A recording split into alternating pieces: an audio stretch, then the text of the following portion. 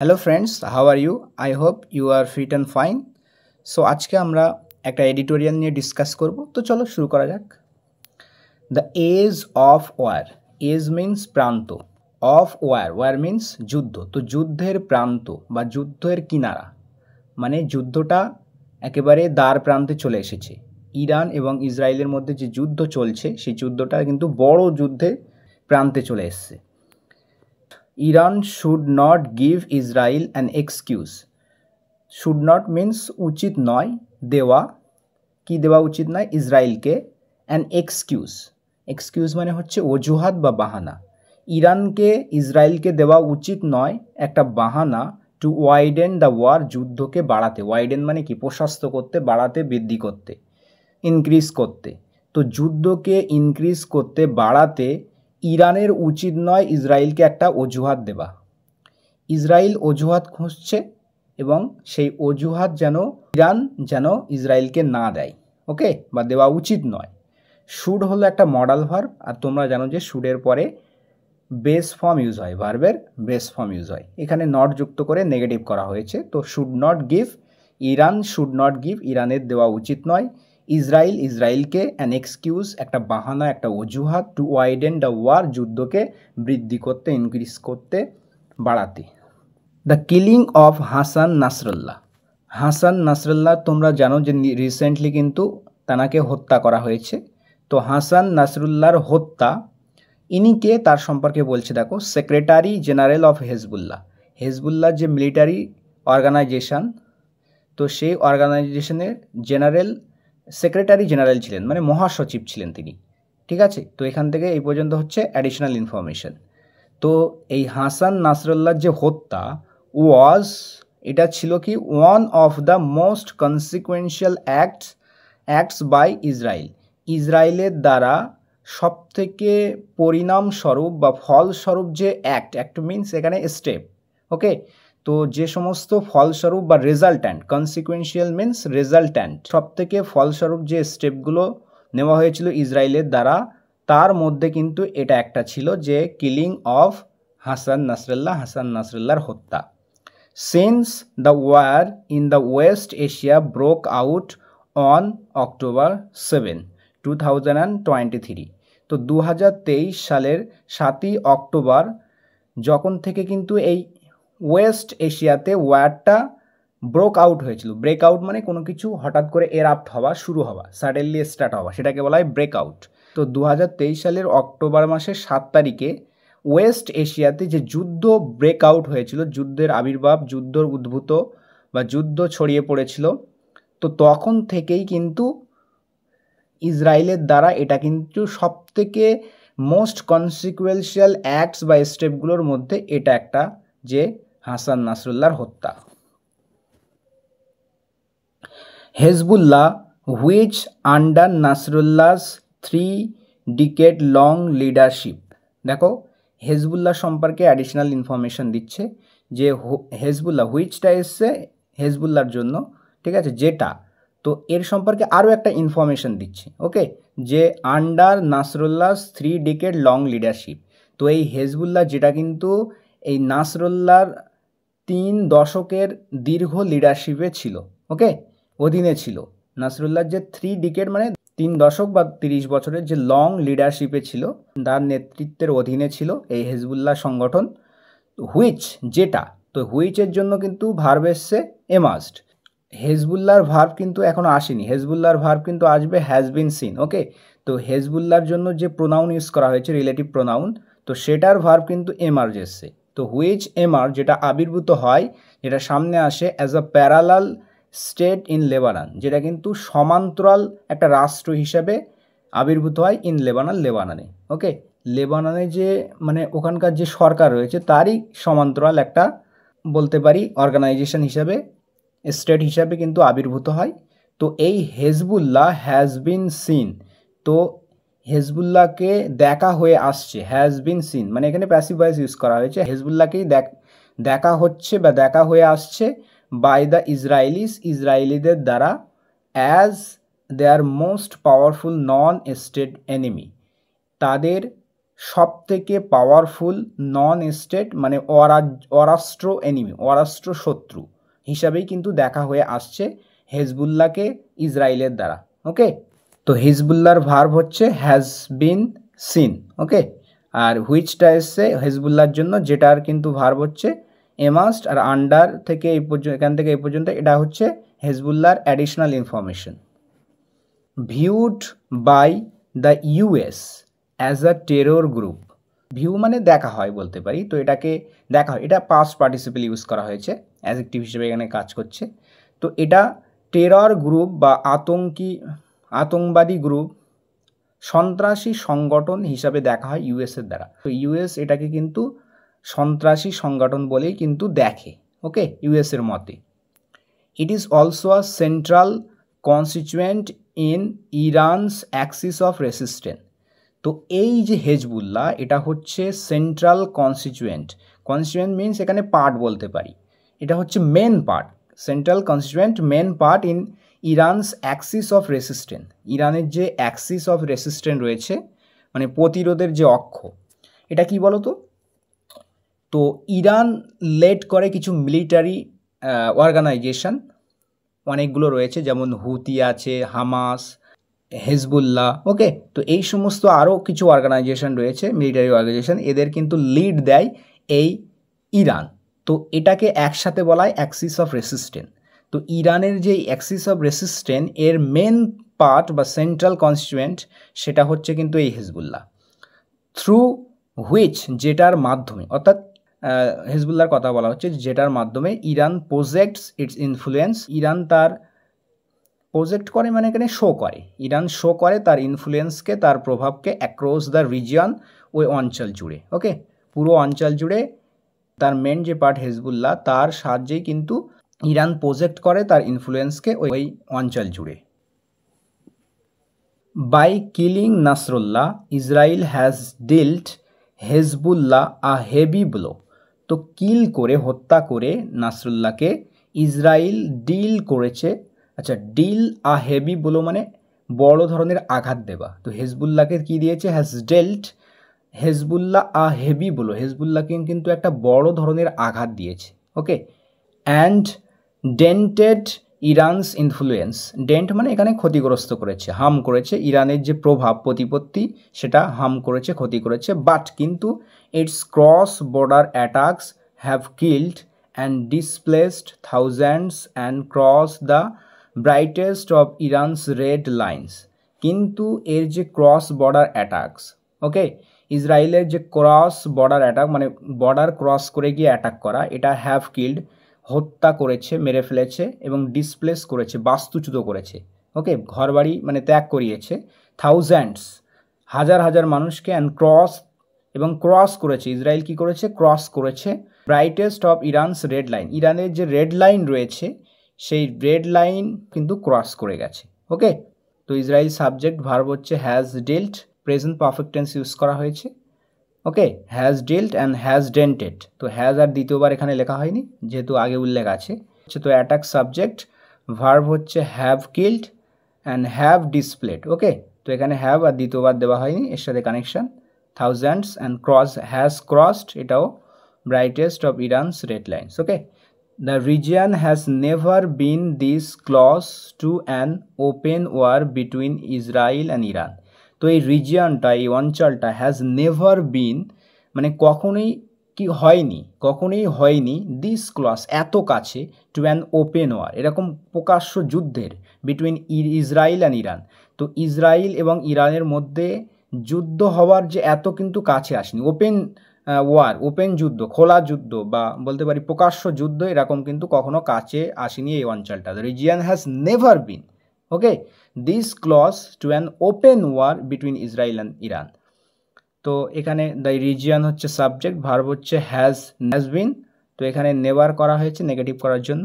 Okay, when Israel launched its retaliatory war on Gaza, যখন Israel launch করেছিল its retaliatory war অর্থাৎ এর প্রতিশোধক যুদ্ধ, রিটালিয়েটরি মানে প্রতিশোধমূলক, তো এর যে প্রতিশোধমূলক যুদ্ধ গাজাতে, after Hamas October 7, 2023 attacked on Israel। মানে হামাসের যে 2023 সালের অক্টোবর মাসে যে ইসরায়েলের উপরে অ্যাটাক হয়েছিল তারপরে Nasrallah opened a second front by firing rockets into northern Israel.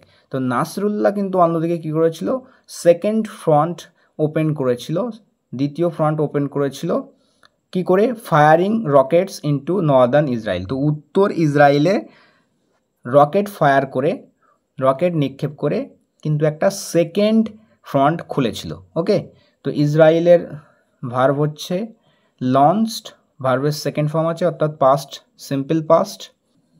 নাসরুল্লাহর verb হচ্ছে ওপেন্ড, সেকেন্ড ফর্ম, এটাও কিন্তু সিম্পল পাস্টে লেখা হয়েছে। He wanted to keep some military pressure on the Israeli defense forces। তো তিনি চেয়েছিলেন, তিনি চেয়েছিলেন to keep some military pressure, তো কিছু সৈন্যদের প্রেশার রাখতে চেয়েছিলেন, মিলিটারি প্রেশার কাদের উপরে, ইসরায়েলের উপরে, ইসরায়েলের ডিফেন্স ফোর্সের উপরে।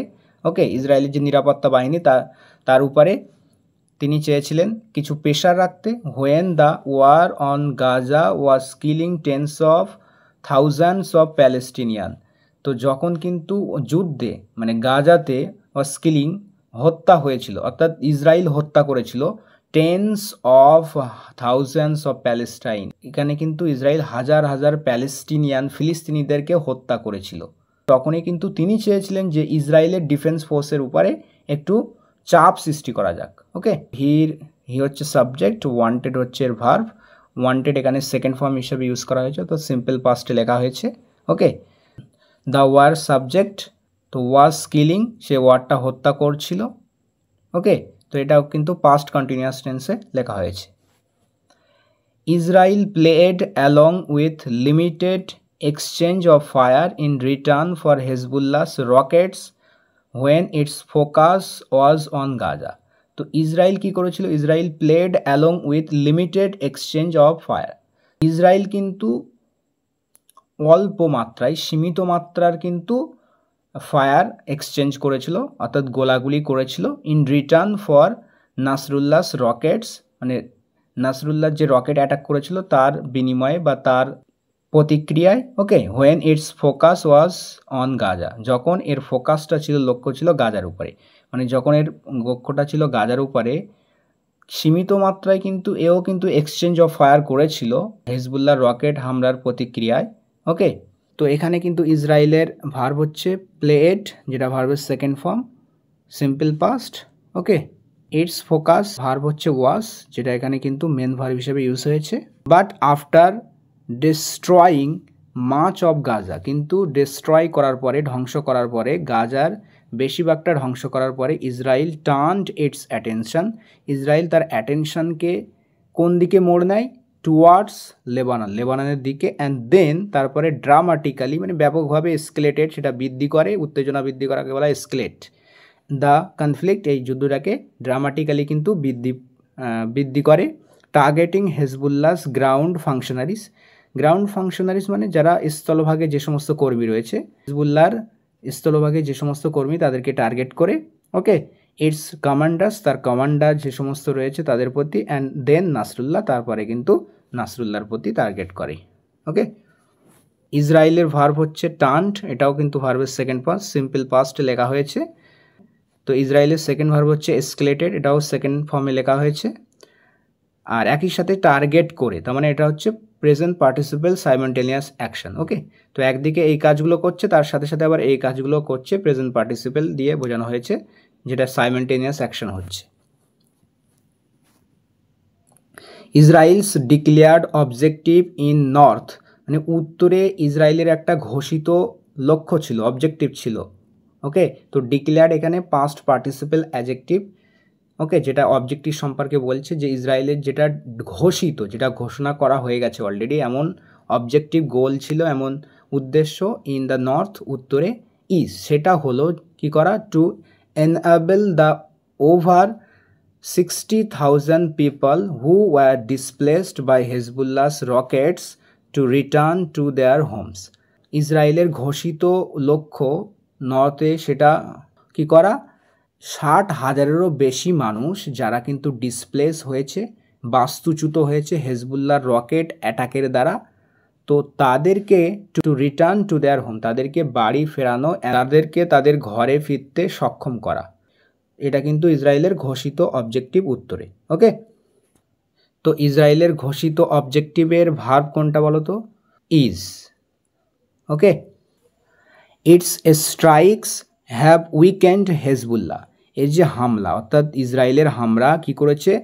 উইকেন করেছে, দুর্বল করে দিয়েছে। উইকেন মানে দুর্বল করে দেওয়া, কমজোর করে দেওয়া, কমজোর করেছে, পাস্ট পারফেক্ট টেন্সে লেখা হয়েছে হেজবুল্লাহকে, but not destroyed its missile capabilities, কিন্তু ডিস্ট্রয় করেনি, ধ্বংস করেনি হেজবুল্লাহর মিসাইল যে ক্যাপাবিলিটি রয়েছে, সক্ষমতা, সেটাকে কিন্তু ডিস্ট্রয় করতে পারেনি, ডিস্ট্রয় করেনি, ধ্বংস করেনি। তো ইটস স্ট্রাইকের ভার্ব হচ্ছে হ্যাভ উইকেন্ড প্রথম ভার্ব, এবং সেকেন্ড ভার্ব হচ্ছে নট ডিস্ট্রয়েড, নট নেগেটিভ অর্থে আনা হয়েছে, মানে হ্যাভ নট ডিস্ট্রয়েড, হ্যাভটা দ্বিতীয়বার লেখা হয়নি। ওকে, এটা আন্ডারস্টুড। দিস মিনস, এর মানে, এর অর্থ হচ্ছে Israel could launch, Israel launch করতে পারে, স্টার্ট করতে পারে, নিক্ষেপ করতে পারে আ গ্রাউন্ড অফেন্সিভ, একটা স্থলভাগের অ্যাটাক, অফেন্সিভ মিনস অ্যাটাক, হামলা, ইনটু লেবানন, লেবাননে। Okay, seeking to push Hezbollah, seeking করে মানে এটার চেয়ে কি চেয়ে? হিজবুল্লাহকে পুশ করা, পিছনে ফেলে দেওয়া, to the north of Litani river. তো লিতানি রিভারের, লিতানি নদীর একেবারে উত্তরে, লিতানি নদীর উত্তর দিকে হেজবুল্লাহকে পুশ করা, এটা কিন্তু চেয়ে ইসরায়েল কিন্তু লঞ্চ করতে পারে একটা ground offensive, ground attack, and curve a buffer on the border, এবং বর্ডারে কিন্তু একটা বাফার জোন সৃষ্টি করতে পারে। ঠিক আছে, কার্ভ মানে এখানে সৃষ্টি করা বা তৈরি করা বলতে পারি, কার্ভ করা, ক্রিয়েট করতে পারে। তো বাফার জোন কি? যেখানে কোনো যুদ্ধ হবে না, মানে এরকম একটা পজিশন সৃষ্টি করা হবে।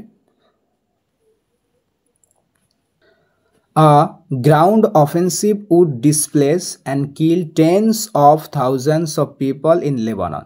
বলছে এরকম যদি গ্রাউন্ড অফেন্সিভ করা হয়, গ্রাউন্ড অ্যাটাক, তাহলে কি হবে? এটা উড ডিসপ্লেস, এটা ডিসপ্লেস করে দেবে, মানে বাস্তুচ্যুত করে দেবে, অ্যান্ড কিল, এবং হত্যা করে দেবে, মানে would kill, would displace and would kill, ধ্বংস করে দেবে, কাদেরকে? হত্যা করে দেবে, tens of thousands of people in Lebanon, লেবাননে হাজার হাজার লোককে, which is reeling under deep economic pains, যারা কিন্তু ভুগছে, রিল করছে, সাফার করছে, আন্ডার ডিপ ইকোনমিক পেন্স, তারা কিন্তু অর্থনৈতিক কিন্তু কষ্টে, গভীর অর্থনৈতিক কষ্টে কিন্তু তারা ভুগছে। তো এমন লেবাননে মানুষদের, হাজার হাজার মানুষদের কিন্তু হত্যা করে দেবে, তাদেরকে কিন্তু বাস্তুচ্যুত করবে, এরকম একটা ground offensive, ground attack. Israel's invasion of Gaza, মানে গাজাতে ইসরায়েলের যে অ্যাটাক, ইনভেশন, আক্রমণ, is yet to meet its declared objective. তো এর ঘোষিত যে অবজেক্টিভ ছিল, গোল ছিল, উদ্দেশ্য ছিল, লক্ষ্য, সেই লক্ষ্য এখনও কিন্তু মিট করতে, পূরণ করতে বাকি রয়েছে। ইজ ইয়েট টু মিট, এখনও পূরণ করতে বাকি রয়েছে ইটস ডিক্লেয়ার্ড অবজেক্ট, এর ঘোষিত অবজেক্টিভ বা লক্ষ্য। ওকে, তো ডিক্লেয়ার্ড এখানে কিন্তু অ্যাডজেক্টিভ হিসাবে ইউজ করা হয়েছে, past participle adjective. Of destroying Hamas, তো এদের অবজেক্টিভ কী ছিল? হামাসকে ডিস্ট্রয় করা, ধ্বংস করা, and securing the release of হোস্টেজেস, এবং সিকিউর করা, এটা নিশ্চিত করা, কি এটা সুরক্ষিত করা যে হোস্টেজ যে সমস্ত বন্দী রয়েছে তাদেরকে রিলিজ করা। তো এটা কিন্তু ঘোষিত অবজেক্টিভ ছিল, সেটা কিন্তু এখনও পূরণ করতে বাকি রয়েছে। তো ইসরায়েলের ইনভেশনের ভার্ব হচ্ছে is yet to meet. There is no guarantee, বলছে কোনো গ্যারান্টি নেই, মানে নিশ্চিত নেই। দেয়ার ইজ নো গ্যারান্টি, কোনো নিশ্চিত নেই, that Israel would quickly meet its objective in Lebanon. বলছে এটা নিশ্চিত নেই, এটা গ্যারান্টি নেই যে ইসরায়েল কিন্তু কুইকলি, শীঘ্রই কিন্তু মিট করবে, পূরণ করবে তার অবজেক্টিভ লেবাননে, লেবাননে যে তার সমস্ত অবজেক্টিভ রয়েছে, লক্ষ্য রয়েছে, সেটা পূরণ করে দেবে, এটা কিন্তু কোনো গ্যারান্টি নেই। But Israeli prime minister Benjamin Netanyahu sees, কিন্তু ইসরায়েলের প্রাইম মিনিস্টার নেতানিয়াহু সেটা কি দেখে the crisis as an opportunity, এই ক্রাইসিস, এই সংকটকে তিনি দেখে একটা অপরচুনিটি হিসাবে, একটা সুযোগ হিসাবে ফর ইসরায়েলিদের জন্য টু ডিগ্রেড করা, মানে কি উইকেন করে দেওয়া, কমজোর করে দেবা ইটস নন স্টেট রাইভালস, এর যে সমস্ত নন স্টেট রাইভাল রয়েছে, অরাষ্ট্র যে সমস্ত প্রতিদ্বন্দ্বী রয়েছে তাদেরকে উইকেন করে দেওয়ার, ডিগ্রেড করার একটা সুযোগ কিন্তু তিনি দেখেন Benjamin Netanyahu. Even at the cost of triggering an all out war with Iran.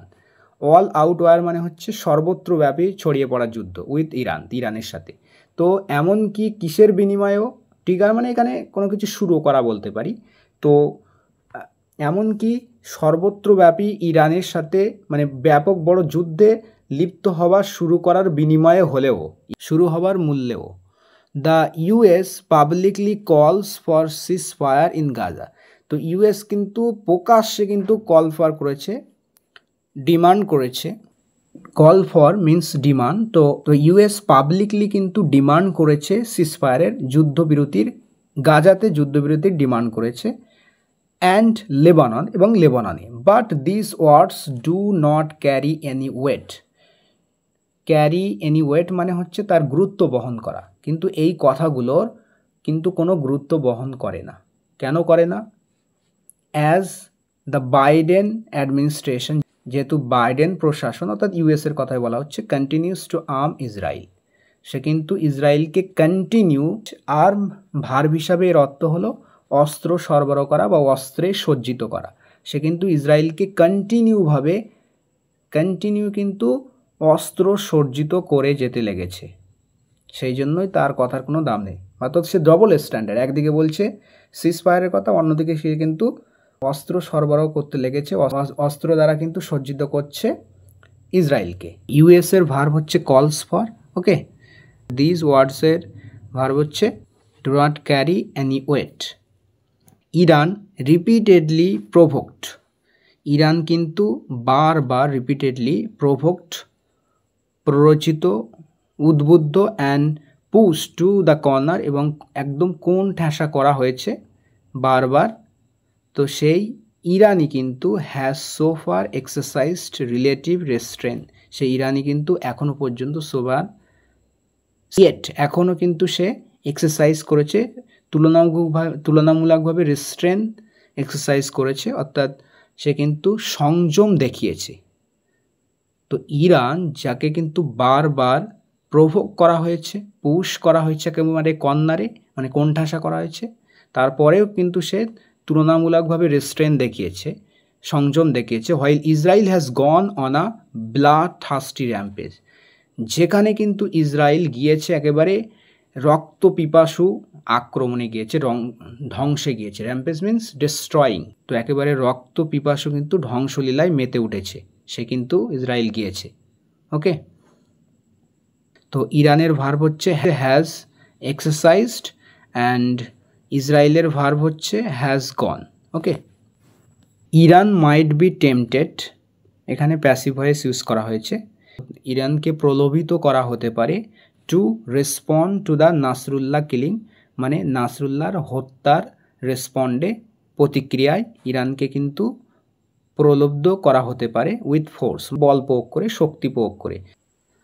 But কিন্তু Tehran should not give mister Netanyahu what he wants, কিন্তু তেহরানকে অর্থাৎ ইরানকে শুড নট গিভ দেওয়া উচিত নয় মিস্টার নেতানিয়াহুকে হোয়াট হি ওয়ান্টস, যা সে চায়। তো যেটা সে চায় মিস্টার নেতানিয়াহু, সেটা কিন্তু তেহরানের বা ইরানের দেওয়া উচিত নয়। কি সেটা চাই সে? অ্যান এক্সকিউজ, একটা বাহানা, একটা অজুহাত, to start a wider war, একটা বড় যুদ্ধ শুরু করার, ইন ওয়েস্ট এশিয়া অর্থাৎ পশ্চিম এশিয়াতে একটা বড় যুদ্ধ শুরু করার একটা অজুহাত, যেটা মিস্টার নেতানিয়াহু চায়, তেহরানের কিন্তু এটা দেওয়া উচিত নয়। তো এখানে তো তেহরানের ভার্ব হচ্ছে শুড গিভ, নট যুক্ত করে কিন্তু নেগেটিভ করা হয়েছে। হিয়ের ভার্ব হচ্ছে ওয়ান্টস। ওকে, সো ফ্রেন্ডস, এই ছিল আজকের এডিটোরিয়াল। আই হোপ তোমরা বুঝতে পেরেছো। তো পরবর্তীতে আবার এরকম কোনো আর্টিকেল বা এডিটোরিয়াল নিয়ে দেখা হচ্ছে। ততক্ষণের জন্য ভালো থাকবে, সুস্থ থাকবে, আর প্র্যাকটিস করতে থাকো। Thanks for watching this video.